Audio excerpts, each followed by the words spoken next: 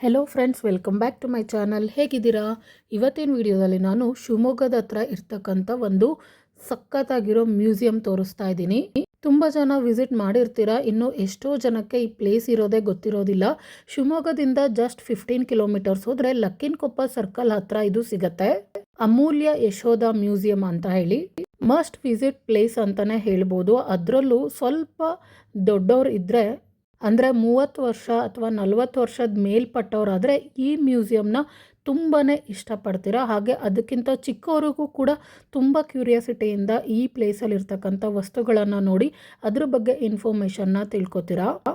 ಅದರಲ್ಲೂ ನಿಮಗೆ ಇತಿಹಾಸದ ಬಗ್ಗೆ ತಿಳ್ಕೊಬೇಕು ಅಂತ ಇಂಟ್ರೆಸ್ಟ್ ಇದ್ದರೆ ಈ ಪ್ಲೇಸ್ನ ಮಸ್ಟ್ ಆಗಿ ವಿಸಿಟ್ ಮಾಡಿ ಅಂತ ಹೇಳ್ತೀನಿ.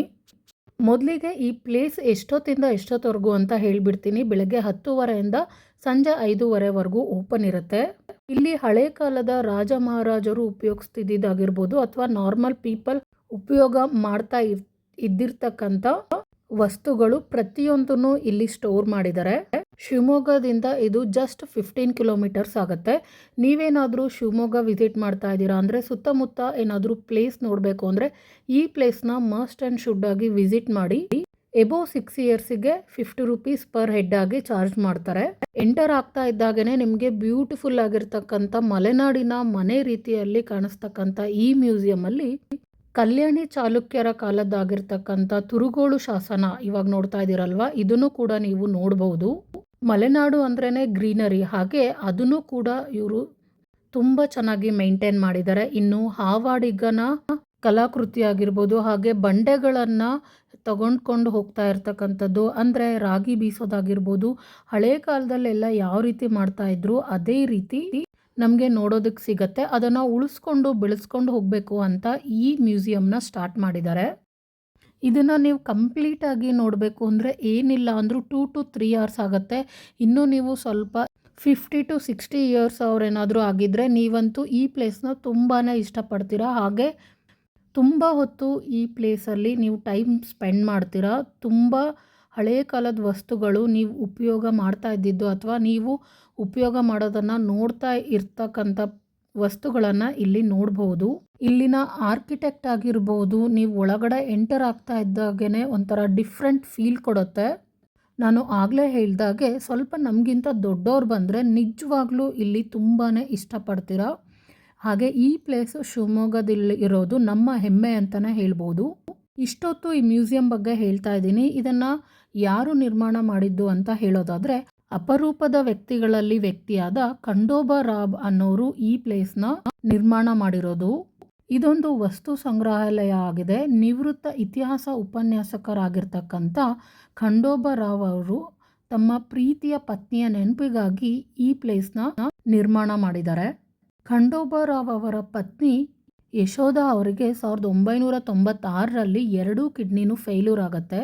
ಒಂದು ಕಿಡ್ನಿನ ಖಂಡೋಬಾ ರಾವ್ ಅವರು ಕೊಟ್ಟರೆ ಅವರು ಮತ್ತೆ 12 ವರ್ಷ ಆರಾಮಾಗಿರ್ತಾರೆ. ಆಮೇಲೆ ಅವರು ತೀರ್ಕೋತಾರೆ ಮತ್ತೆ ಕಿಡ್ನಿ ಫೇಲ್ಯೂರ್ ಆಗಿ. ಹಾಗೆ ಒಂದೇ ಕಿಡ್ನಿಯಲ್ಲಿ ಖಂಡೋಬಾ ರಾವ್ ಅವರು ಸುಮಾರು 26 ವರ್ಷದಿಂದ ಇದ್ದಾರೆ. ಹಾಗಾಗಿ ಅವರ ಪತ್ನಿಯವರು 2007ರಲ್ಲಿ ತೀರ್ಕೊಂಡ್ರೆ ಅವರು 2008ರಿಂದ ಈ ವಸ್ತು ಸಂಗ್ರಹಾಲಯವನ್ನು ಸ್ಟಾರ್ಟ್ ಮಾಡ್ತಾರೆ. ಒಂದು ಸಭಾಂಗಣ ಕೂಡ ಇದೆ, ಅದರ ಹೆಸರು ನೆನಪು ಅಂತ. ಅವರ ಪತ್ನಿಯ ನೆನಪಿಗೋಸ್ಕರ ನೆನಪು ಅನ್ನೋ ಹೆಸರಿನಲ್ಲಿ ಒಂದು ಸಭಾಂಗಣ ಕೂಡ ಅವರು ನಿರ್ಮಾಣ ಮಾಡಿದ್ದಾರೆ. ಹಾಗೆ ಇಲ್ಲಿ ನಾಣ್ಯ ದರ್ಶಿನಿ ಆಗಿರ್ಬೋದು, ಮಲೆನಾಡು ದರ್ಶಿನಿ, ಹೀಗೆ ಒಂದೊಂದಕ್ಕೂ ಒಂದೊಂದು ಹೆಸರು ಇಟ್ಟಿದ್ದಾರೆ. ಸೊ ನಾಣ್ಯ ದರ್ಶಿನಿ ಒಳಗಡೆ ನೋಡೋದಾದರೆ ನೀವು ಅಲ್ಲಿ ಸಿಕ್ಕಾಬಟ್ಟೆ ವೆರೈಟಿ ಆಗಿರ್ತಕ್ಕಂಥ ನಾಣ್ಯಗಳು ಹಳೆ ಕಾಲದಿಂದ ಹಿಡಿದು ಯಾವ ರೀತಿ ಎಲ್ಲ ಇತ್ತು ಅನ್ನೋದನ್ನು ನೋಡ್ಬೋದು. ಅದಕ್ಕೆ ನಾವು ಕಾಸು, ಆಣೆ, ಹಾಗೆ ಗಟ್ಟಿ ಬಿಲ್ಲೆ, ತೂತು ಬಿಲ್ಲೆ, ಹೀಗೆ ಡಿಫ್ರೆಂಟ್ ನೇಮ್ಸಿಂದ ಅದನ್ನು ಕರಿತಾ ಇದ್ರು. ಆ ಎಲ್ಲವನ್ನು ನೀವು ಡೀಟೇಲ್ ಆಗಿ ನೋಡ್ಬೋದು. ಅದ್ರ ಬಗ್ಗೆ ನೀವು ಮುಂಚೆನೇ ತಿಳ್ಕೊಂಡಿದ್ರೆ ಆ ಪ್ಲೇಸ್ ನಿಮಗೆ ತುಂಬಾ ಇಷ್ಟ ಆಗುತ್ತೆ. ಯಾಕಂದರೆ ಅದನ್ನು ತಿಳ್ಕೊಂಡು ಹೋದಾಗ ಒಂದಷ್ಟು ನಾಲೆಡ್ಜಿಂದ ನಮಗೆ ಅದು ಅರ್ಥ ಆಗ್ತಾ ಹೋಗುತ್ತೆ. ಅದಕ್ಕೋಸ್ಕರನೇ ಹೇಳಿದ್ದು, ಸ್ವಲ್ಪ ಏಜ್ ಆಗಿರೋರು ಅಂದರೆ 40ರಿಂದ ಎಬೋವ್ ಎಷ್ಟೇ ವರ್ಷ ಆಗಿದ್ರೂ ಕೂಡ ನಿಮಗೆ ಈ ಪ್ಲೇಸಲ್ಲಿರೋ ಎಲ್ಲ ವಸ್ತುಗಳು ಅರ್ಥ ಆಗುತ್ತೆ. ಹಾಗೆ ತುಂಬಾ ಖುಷಿ ಪಡ್ತೀರಾ ಅದನ್ನೆಲ್ಲ ನೋಡಿ. ಇಷ್ಟೊಂದು ವೆರೈಟಿ ಆಗಿರ್ತಕ್ಕಂಥ ವಸ್ತುಗಳನ್ನು ಇವರು ಕಲೆಕ್ಟ್ ಮಾಡಿದ್ದಾರೆ ಅಂತ ಹಾಗೆ ಈ ಪ್ಲೇಸಲ್ಲಿ ಏನೇನಿದೆ ಅಂತ ಹೇಳೋದಕ್ಕಿಂತ ಏನೇನು ಇಲ್ಲ ಅಂತ ಕೂಡ ನೀವು ಗೆಸ್ ಮಾಡೋಕ್ಕಾಗಲ್ಲ. ಅಷ್ಟು ವೆರೈಟಿ ಆಗಿರ್ತಕ್ಕಂಥ ವಸ್ತುಗಳನ್ನು ನೋಡ್ಬೋದು. ಈ ಥರದ್ದು ಒಂದು ಪ್ಲೇಸ್ ಶಿವಮೊಗ್ಗದಲ್ಲಿದೆ ಅಂದರೆ ತುಂಬಾ ಪ್ರೌಡ್ ಫೀಲ್ ಆಗುತ್ತೆ. ಸೊ ಯಾರೆಲ್ಲ ಈ ಪ್ಲೇಸ್ನ ನೋಡಿಲ್ಲ, ಮಿಸ್ ಮಾಡದೆ ಆದಷ್ಟು ಬೇಗ ಹೋಗಿ ಈ ಪ್ಲೇಸ್ನ ನೋಡಿ ತುಂಬಾ ಇಷ್ಟಪಡ್ತೀರಾ. ಹಾಗೆ ನಿಮಗೆ ಬೇರೆ ಊರಿಂದ ಶಿವಮೊಗ್ಗಕ್ಕೆ ಯಾರೆಲ್ಲ ಬರ್ತಾರೆ ಈ ಪ್ಲೇಸ್ಗೆ ಕರ್ಕೊಂಡೋಗಿ ಅವರಿಗೆ ಹಳೆ ಕಾಲದ ಪರಿಚಯ ಮಾಡಿಸಿ, ಹಾಗೆ ಚಿಕ್ಕ ಮಕ್ಕಳಿಗೂ ಕೂಡ ಆವಾಗಿನ ಕಾಲದಲ್ಲಿ ಯಾವ ರೀತಿ ಎಲ್ಲ ವಸ್ತುಗಳನ್ನು ಉಪಯೋಗ ಮಾಡ್ತಾಯಿದ್ರು, ರಾಜಮನೆತನದವರಾಗಿರಲಿ ಅಥವಾ ಸಾಮಾನ್ಯ ಜನರೇ ಆಗಿರಲಿ, ಅವರು ಏನೇನೆಲ್ಲ ಬಳಸ್ತಿದ್ರು ಅನ್ನೋದನ್ನು ಈ ಪ್ಲೇಸಲ್ಲಿ ತುಂಬ ಚೆನ್ನಾಗಿ ನೀವು ತಿಳ್ಕೊತೀರಾ.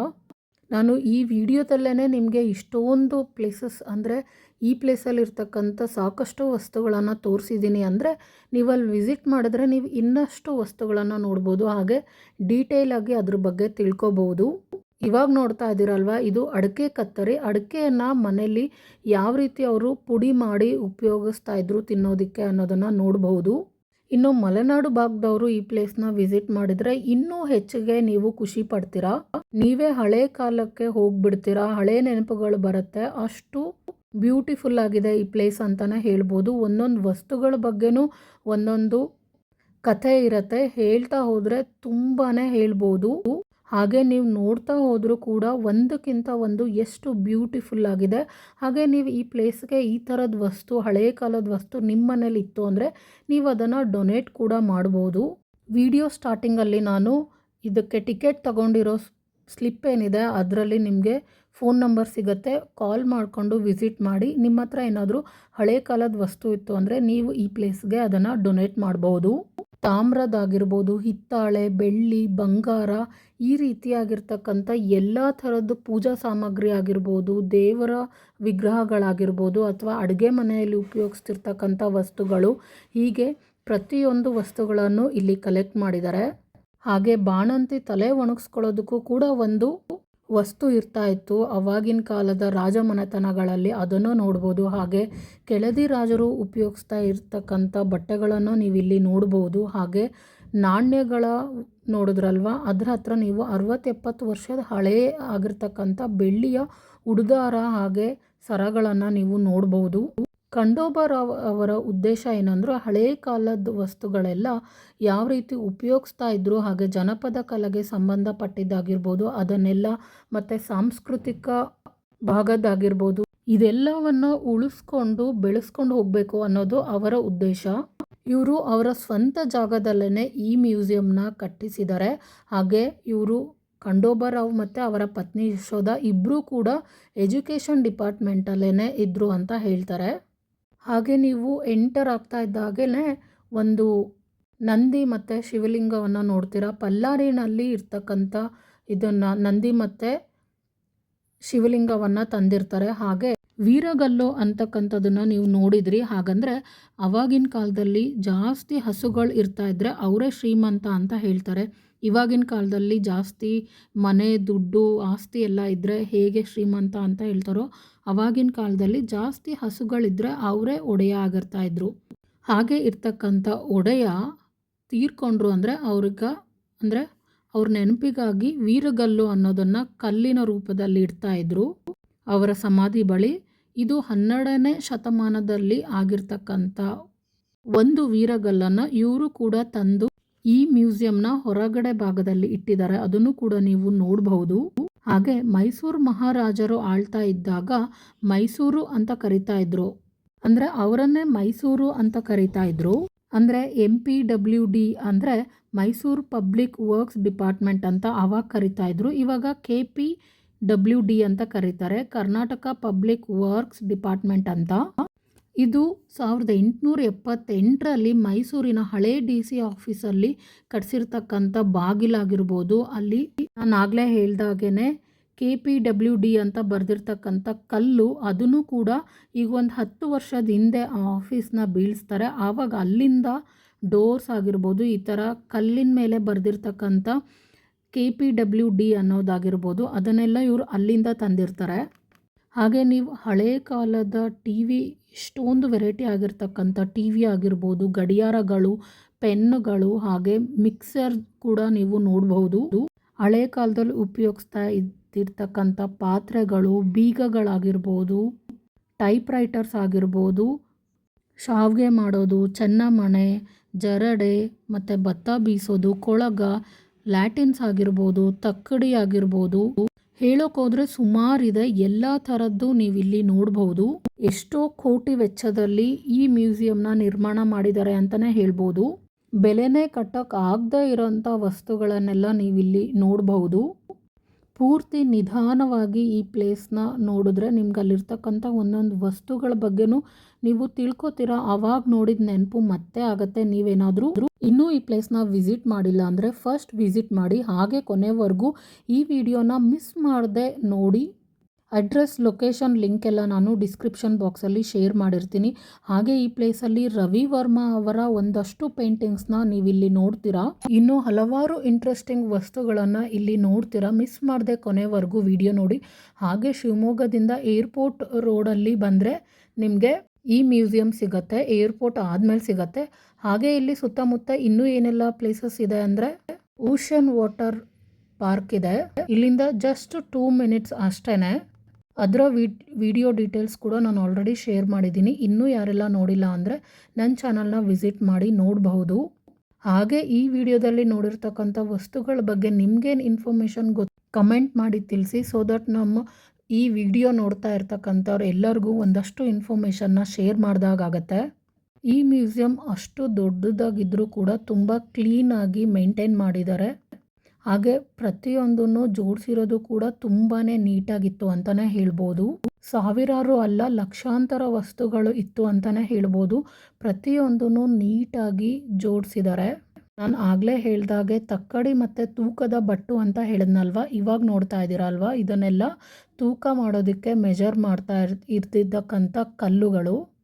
ಒಂದೆರಡು ರೀತಿಯಲ್ಲ, ಸುಮಾರು ರೀತಿಯ ತೂಕದ ಕಲ್ಲುಗಳನ್ನು ಇಲ್ಲಿ ನೋಡ್ಬೋದು. ಹಾಗೆ ತಕ್ಕಡಿ ಕೂಡ ನೋಡ್ಬೋದು.